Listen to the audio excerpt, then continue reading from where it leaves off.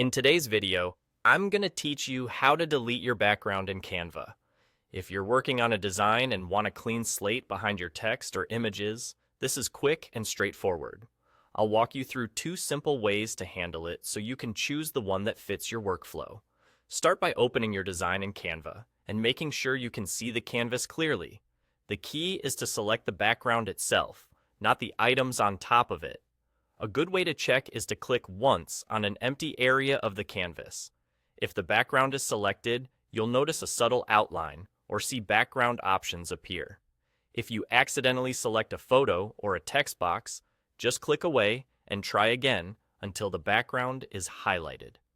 Once the background is selected, right-click anywhere on it. A small menu will pop up. From that menu, choose Delete Background. As soon as you click it, the background will be removed from the design, leaving you with a clean, plain canvas behind your elements. If you remove the background and immediately realize you didn't mean to, don't worry. Use the Undo button at the top or press the standard Undo shortcut to bring it back.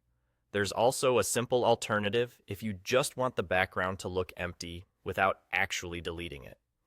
Look to the left side of the editor and locate the background settings or the background color option. Click it, and then apply the color white.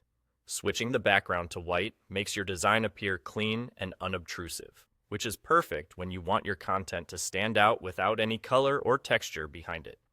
A couple of quick tips to make this smoother.